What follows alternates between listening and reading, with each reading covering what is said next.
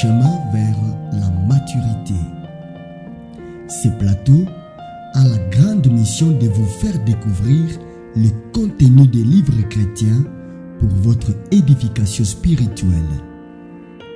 Actuellement, nous sommes en train d'exploiter ensemble l'ouvrage Découvre et expérimente sa présence, écrit par Marcelo Jérémy Tounassi, sélectionné par l'évangéliste Léo Siava et le docteur Jonathan Mbatsou. La lecture de Grâce Mouyissa. Deuxième chapitre, la soif de Dieu.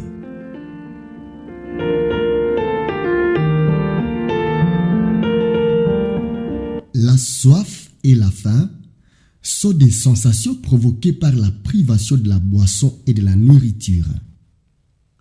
Quand un homme a faim et soif, il a des maux de tête et des gastriques, il est nerveux et fatigué. Ce sont des symptômes qui accompagnent la faim et la soif. De même, la soif spirituelle est une sensation provoquée par la privation de la boisson et de la nourriture spirituelle que sont la parole de Dieu, sa présence, sa puissance et son intimité. Et comme la première soif, celle-ci aussi est accompagnée de symptômes tels que le vide intérieur, les pleurs ou encore les désirs de crier, de prier, de jeûner, d'adorer, bref, de rechercher Dieu. Je l'expliquerai en profondeur plus loin. Es-tu toujours là? La soif et la faim de Dieu nous amènent à affirmer: je suis fatigué de moi-même, je suis fatigué de ma religion, je suis fatigué du terrestre, je veux Dieu. Elle se traduit aussi par une force de succion spirituelle qui nous permet de recevoir une dimension nouvelle dans notre esprit. Comme le bébé tète le sein de sa mère, le problème n'est pas le sein maternel, mais la capacité du bébé à tirer le lait qui s'y trouve. Le problème n'est pas Dieu, mais notre manque de soif. Une petite soif engendre une petite dimension, et une grande soif engendre une grande profondeur. Tout dépend de toi. C'est pourquoi les véritables assoiffés sont toujours poussés à se mettre à part pour Dieu, à l'instar de Moïse, de Daniel, de Jacob, de Jésus, etc. La soif et la faim sont des manifestations d'une carence de ce qui est vital, fondamental et indispensable, c'est-à-dire des choses sans lesquelles la vie serait impossible. Raison pour laquelle on ne peut parler de la soif d'une voiture, d'un vêtement ou d'une maison, car sans elle l'homme peut vivre. Mais sans eau, sans nourriture et sans Dieu, la vie est complètement impossible. Autant l'eau et la nourriture sont deux choses indispensables pour la survie de l'homme, ainsi Dieu est indispensable, vital et fondamental pour la survie de celui-ci. Sans eau ni nourriture, notre corps ne peut vivre. De même que sans Dieu, notre esprit se meurt. C'est pourquoi il n'y a jamais eu de réveil autour des bénédictions divines, mais seulement autour de Dieu lui-même qui est la personne vitale. Une façon de dire qu'il n'y a pas de réveil autour de la main de Dieu, toujours autour de sa face. Ce qui est important, ce n'est pas l'activité autour du trône, mais c'est celui qui y est assis. Autant la soif et la faim physique se manifestent par des migraines, des faiblesses, des nervosités, des gastrites, autant la soif et la faim spirituelle se manifeste par les pleurs, l'audience, l'attente, la détermination, les cris, la prosternation, le réveil et la passion. Les manifestations de la soif. Les pleurs. Les pleurs sont des paroles en liquide. Quand la soif est intense, les paroles ne suffisent plus pour l'exprimer. Ainsi, les paroles se transforment en liquide qu'on appelle larmes. C'est anormal que l'Église actuelle soit pauvre en larmes et manifeste la maladie des yeux secs. C'est plus flagrant chez les hommes dans les cultes. Cette attitude traduit l'orgueil de la masculinité. Pour qu'un homme pleure devant Dieu, il lui faut un renouvellement de l'intelligence qui l'amène à ne plus se considérer comme un homme, mais comme une épouse du Seigneur. C'est une attitude qui permit à Job, le milliardaire de son temps, de dire sans gêne, « C'est Dieu que j'implore avec larmes. » Job 16, verset 20. Même le Seigneur Jésus-Christ priait en pleurant parce qu'il avait soif de l'intervention de son Père dans ce ministère. Si lui, le Fils de Dieu par essence, versait des larmes devant son Père, à combien plus forte raison nous qui le sommes par adoption? L'orgueil et les sensibilités sont souvent la cause des yeux secs dans l'Église actuelle. Là où il y a la soif, il y a des pleurs dans la présence de Dieu.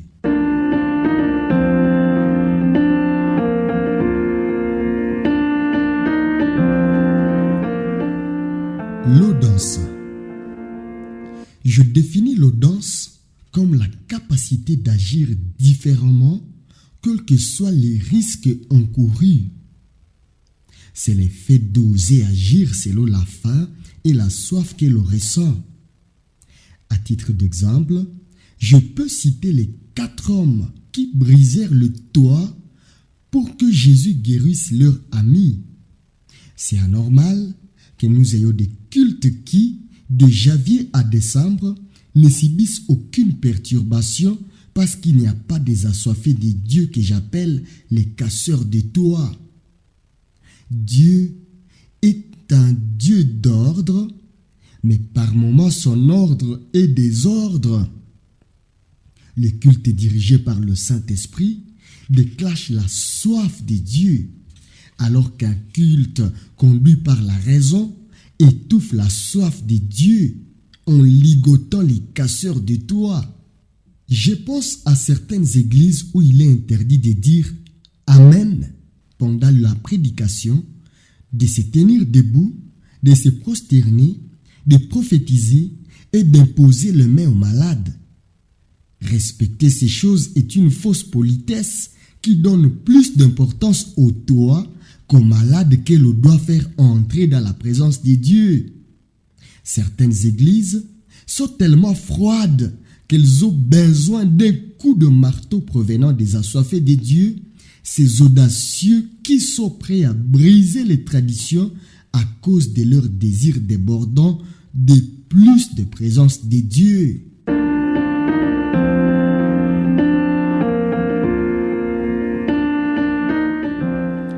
L'attente. Le prix à payer pour la présence de Dieu n'est pas l'argent, mais le temps. Celui qui paye le prix du temps attend. Là où il y a la soif, on ne se précipite pas à quitter la présence de Dieu. On n'est pas scotché à sa montre, car le temps n'est plus Dieu, mais c'est Dieu qui en est le maître. À titre d'exemple, Moïse a fait à 2 reprises un jeûne de 40 jours et il a aussi attendu 7 jours sans attendre Dieu. Moïse était un homme assoiffé de Dieu, c'est pourquoi il a attendu que Dieu lui parle. Exode 24, 12 à 16. Les siècles de la vitesse empêchent l'Église d'entrer dans cette dimension de la soif en brandissant l'adage qui dit « Time is money » ou « Le temps c'est de l'argent ». Tout doit être instantané et quick. On a le temps pour personne, ni pour Dieu, ni pour sa femme, ni pour soi-même. Tout le monde court et on ne sait derrière quoi et qui. À peine arrivé à l'église, on est pressé de rentrer à la maison. On se lance des longues prières, des longues prêches, des longs cultes, alors que c'était là le secret de l'église primitive. Dans les Actes des Apôtres, une nuit, Paul avait tellement enseigné qu'un certain Eutychus tomba emporté par le sommeil. Acte 20, versets 7 à 9. Cependant, ceux-là même qui se plaignent des longs cultes ou du temps pour les longs films ou pour surfer longuement sur Internet, comment se fait-il que ceux qui se disent ne pas avoir du temps pour Dieu en trouvent toujours lorsqu'il s'agit d'autre chose? C'est là que nous comprenons que c'est d'abord une question de passion qui se rapporte à l'ampleur de notre faim et soif de Dieu.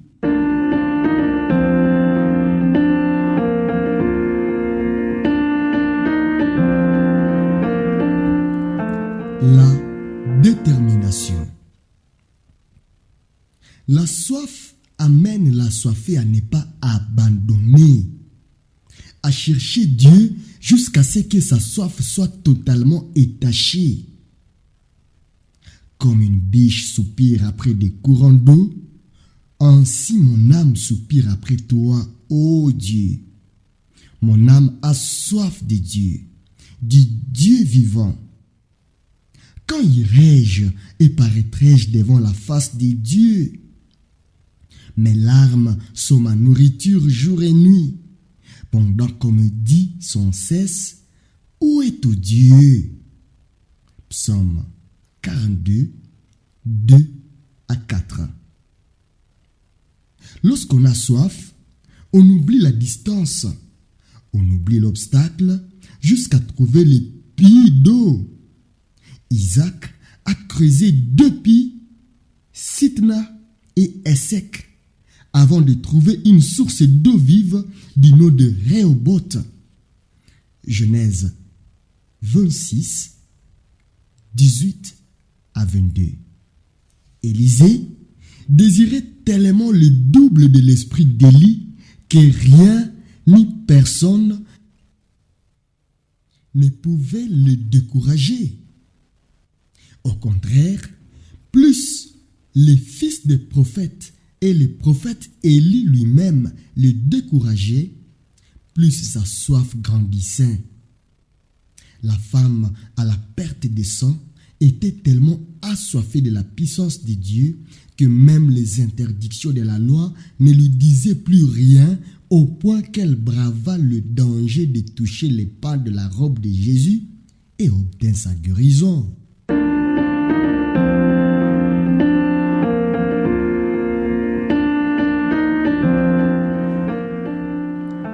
La concentration.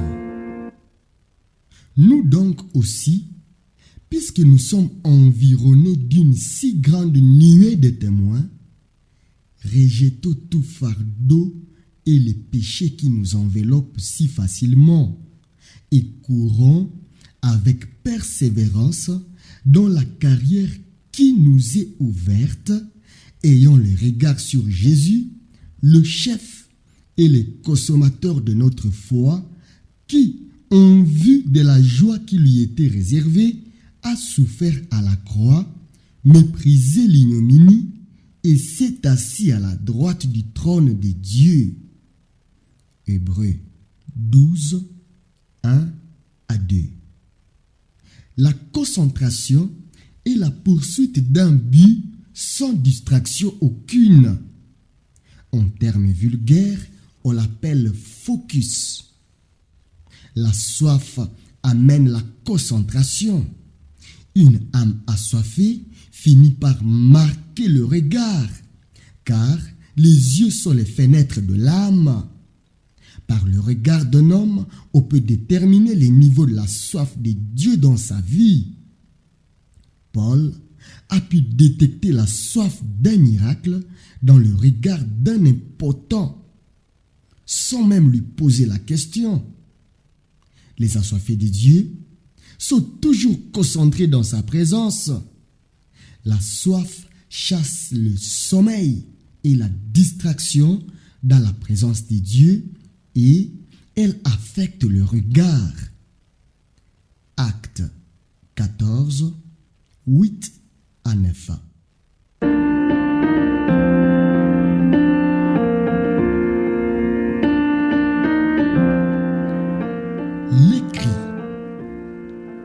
Les cris sont les déchirements d'un cœur assoiffé. Lorsqu'un cœur est assoiffé, il se déchire par les cris. L'assoiffé désire par moments aller au sommet d'une montagne pour crier devant Dieu afin d'exprimer sa soif, à l'instar de Jésus-Christ qui allait sur la montagne pour prier, pleurer et crier. Bartimée avait tellement soif qu'il cria à gorge déployée: Jésus, fils de David, aie pitié de moi. Malgré l'interdiction de la foule et des disciples de Jésus, Bartimée s'obstina de crier aux oreilles de Jésus. Cela ressembla à de la folie, mais ce fut son expression de la soif de Dieu.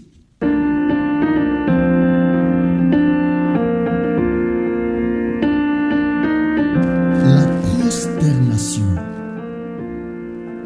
Abraham se prosterna devant les 3 hommes envoyés par Dieu, car il désirait les accueillir dans sa maison. On s'humilie toujours devant ce que l'on désire ardemment et on respecte toujours ce qu'on voudrait bien avoir. Là où il y a la soif, les hommes tombent sur leurs genoux et se prosternent facilement. Mais quand c'est le contraire, ils veillent à rester propres, même si c'est dans la présence de Dieu. La soif humilie l'homme devant Dieu, faisant de lui un vrai adorateur. L'orgueil nous empêche d'accéder à la génération des vrais adorateurs que Dieu recherche en ces temps de la fin. Tant que la femme samaritaine ne s'humiliait pas, les vérités au sujet de l'adoration véritable lui restaient voilées. C'est seulement lorsqu'elle fit tomber son orgueil religieux, en prise à la soif de l'eau de vie que lui proposait Jésus, qu'elle se prosterna, appelant Jésus Seigneur.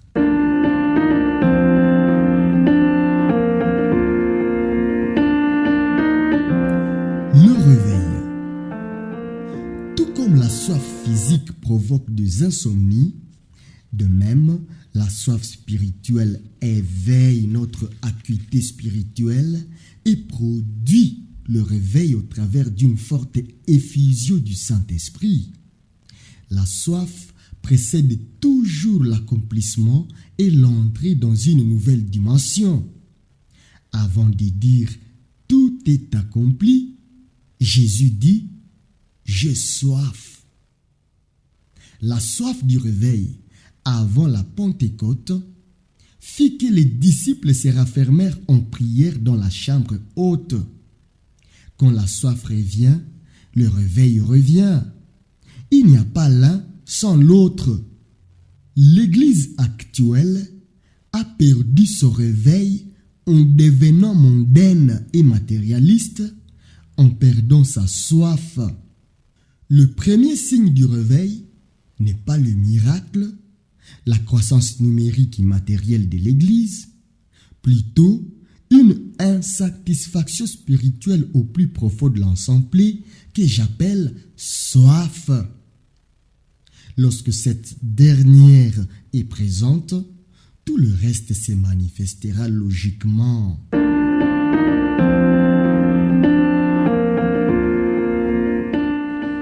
La passion. La femme pécheresse avait tellement soif d'un homme qui l'aimerait pour ce qu'elle était intérieurement et non pour se paraître, qu'elle déploya sa soif avec une telle passion que les disciples et Simon le lépreux, l'hôte de Jésus, furent grandement stupéfaits. Elle lava les pieds sales de Jésus avec ses larmes, les essuya avec sa chevelure, symbole de sa gloire, puis les parfuma à l'aide d'un parfum de grand prix. Elle, qui n'avait pas été invitée, honora Jésus plus que Simon le lépreux, lequel ne permit au dernier de ses serviteurs de laver les pieds du maître, d'après la coutume juive. Elle l'aima plus que tous ceux qui étaient dans cette maison, y compris Simon et les autres disciples. Elle s'occupa des pieds du Seigneur avant même de bénéficier de ses mains et de sa face. Luc 7, 36 à 50. Marie de Magdala, quand plus tard les disciples abandonnèrent Jésus, resta près de lui au pied de la croix. Matthieu 27, 55 à 56. Lorsque personne n'osait sortir pour scruter ce tombeau, elle y alla avec du parfum. Matthieu 28, verset 1er. Les autres avaient regagné leurs anciennes activités alors qu'elle ne pouvait plus revenir à ces 7 démons desquels elle fut délivrée pendant le ministère de Christ. Elle continuait à appeler Jésus Seigneur malgré qu'il fût déjà mort. Elle demanda « Où avez-vous mis mon Seigneur ?» Et c'est son nom que la langue du ressuscité prononça en premier. Marie. Jean 20, 15 à 16. Tout cela parce que cette femme avait atteint un niveau d'intimité avec Christ que les autres apôtres n'avaient pas encore. L'histoire de la Bible est écrite à partir d'une hongre de soif du Créateur et de la créature, et nous vous proposons quelques versets qui les confirment. Apocalypse 22, verset 17. Et l'Esprit et l'épouse disent « Viens », et que celui qui entend dise « Viens », et que celui qui a soif vienne, que celui qui veut prenne de l'eau de la vie gratuitement. Jésus ne reviendra que pour une église assoiffée. Tant que nous n'aurons pas la soif de Dieu, il ne reviendra pas. La soif détermine ce retour. La soif doit être la vie de l'église, car sans elle, l'église cesse d'être une épouse. Et sans nature de l'épouse, il n'y a pas d'enlèvement, car on n'épouse pas une femme frigide. Le Saint-Esprit est notre coach en matière de soif, car l'Esprit et l'épouse disent ensemble « Viens ». Sans le Saint-Esprit, l'Église tombe dans la frigidité spirituelle, le matérialisme et la mondanité. C'est là où l'Église actuelle se trouve parce qu'elle s'est déconnectée de lui. Apocalypse 21, verset 6. Et il me dit, c'est fait. Je suis l'alpha et l'oméga, le commencement et la fin. À celui qui a soif, je donnerai de l'eau de la vie gratuitement. Celui qui n'a pas soif n'a pas de main devant Dieu. C'est un machon spirituel. Par contre, celui qui a soif est semblable à celui qui a une grande main tendue devant lui. ne peut recevoir que celui qui a soif. Jésus disait toujours, qu'il te soit fait selon ta foi ou selon ta soif. La soif détermine le niveau de l'action de Dieu dans la vie d'une personne. Elle est donc la main spirituelle que nous déployons pour recevoir de Dieu toutes choses. Il peut arriver d'être absent dans la présence de Dieu lorsqu'on s'approche de lui sans la soif. Être présent de corps, mais absent d'esprit, à l'instar de Tychus. Jean 19, 28. Après cela, Jésus, qui savait que tout était déjà consommé, dit afin que l'écriture soit accomplie, « J'ai soif ». La soif précède toujours le cortège de l'accomplissement. Quand la soif est là, l'accomplissement n'est plus loin. Je l'appelle le motard de l'accomplissement. Je ne peux avoir soif d'une chose qui n'existe pas. La soif est la preuve que la dimension désirée existe. Elle est la preuve que l'eau existe. Car avant de créer la soif, Dieu créa l'eau. Et ma soif de Dieu est la preuve de son existence. Le vide que tu ressens est la preuve que le Dieu qui peut le combler existe. Car la soif est la preuve que l'eau existe et la faim que la nourriture existe. Jean 7, 37. Le dernier jour, le grand jour de la fête, Jésus se tenant debout, s'écria, « Si quelqu'un a soif, qu'il vienne à moi et qu'il boive. » La grandeur d'un jour est déterminée par la soif de Dieu qu'on y manifeste.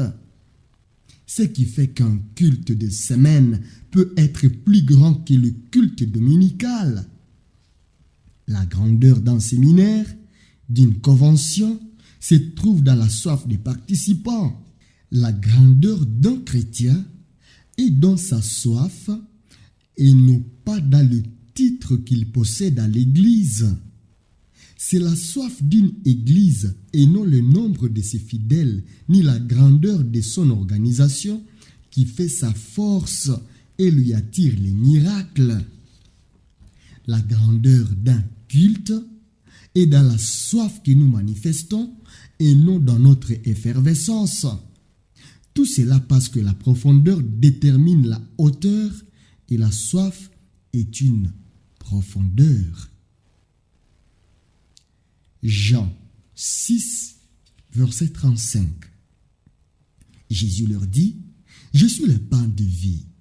Celui qui vient à moi n'aura jamais soif. » Seul Dieu peut étacher la soif et la faim spirituelle d'un homme, car il se présente comme la seule nourriture et la seule eau spirituelle capable d'étancher la soif profonde de l'homme.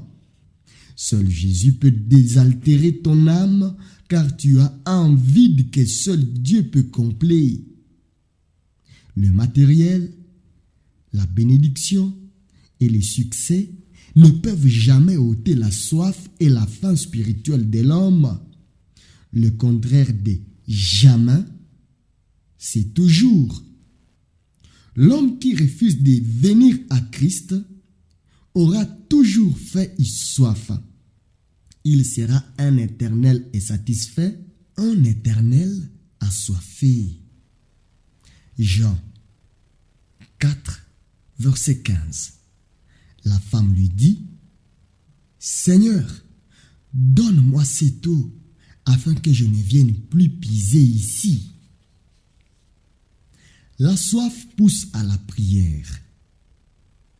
Car cette femme qui manifesta son orgueil devant Jésus comprit par la suite que celui-ci avait la solution à sa soif et le pria, « Seigneur, donne-moi de cette eau, afin que je ne vienne plus piser ici.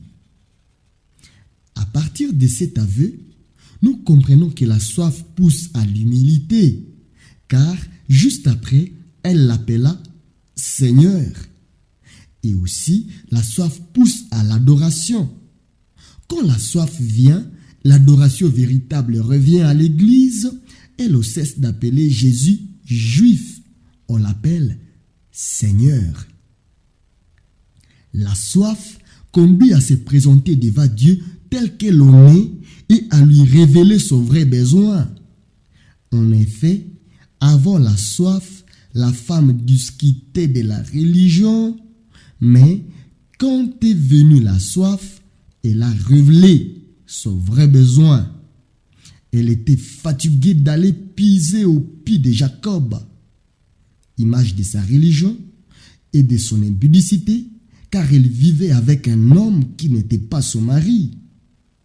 Voyez à quel point la soif peut changer une personne. Cela nous révèle que l'hypocrisie et les fausses confessions qui remplissent nos églises sont révélatrices d'un réel manque de soif de Dieu. Jean 4, 14. Mais celui qui boira de l'eau que je lui donnerai n'aura jamais soif. Et l'eau que je lui donnerai deviendra en lui une source d'eau qui jaillira jusque dans la vie éternelle. Ce verset nous révèle que la soif mène à l'éternité. La soif a une grande incidence sur l'éternité. Sa présence peut amener au ciel et son absence peut conduire en enfer. Car Jésus a dit qu'il donne aux assoiffés une eau qui jaillira jusqu'à la vie éternelle. La soif fait même perdurer la vie spirituelle dans le temps, car elle permet la croissance de l'esprit. Le chrétien qui cesse d'avoir soif stagne, il meurt. La soif change le maudit en source de bénédiction, car Jésus dit « L'eau que je lui donnerai deviendra en lui une source d'eau qui jaillira pour l'éternité. » Ces jaillissements n'affectent pas seulement l'assoiffé, mais aussi son environnement, sa famille, son université et le monde entier. Celui qui n'a plus soif s'est déjà arrêté et est déjà mort. Jean 4, 13. Jésus lui dit, « Quiconque boit de cette eau aura encore soif. » La religion ne peut combler l'homme. Les efforts personnels ne peuvent satisfaire. La propre justice ne donne jamais la vraie paix. Et même la communion fraternelle sans Christ te laissera vide. Matthieu 5, verset 6. Heureux ceux qui ont faim et soif de la justice, car ils seront rassasiés. La soif amène le bonheur, elle amène la satiété et amène la vraie bénédiction, la plénitude et la manifestation divine. Elle pousse Dieu à s'occuper personnellement de nous et elle produit les changements. Amos 8, 11. Voici, les jours viennent, dit le Seigneur, l'Éternel, où j'enverrai la famine dans les pays, non pas la disette du pain et la soif de l'eau, mais la faim et la soif d'entendre les paroles de l'Éternel. C'est Dieu qui produit en nous sa soif et sa faim. C'est lui qui crée en nous le vouloir et le faire.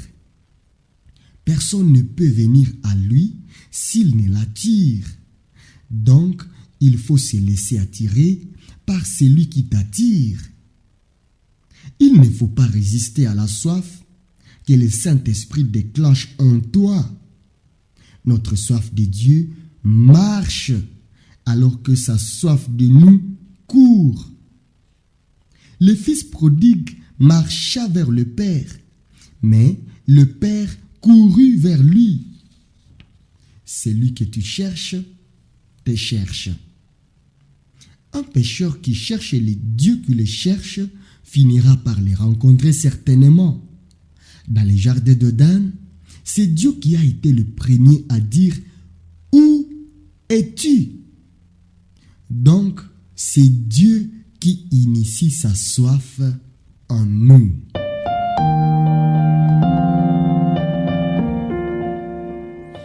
Merci d'avoir suivi cette capsule.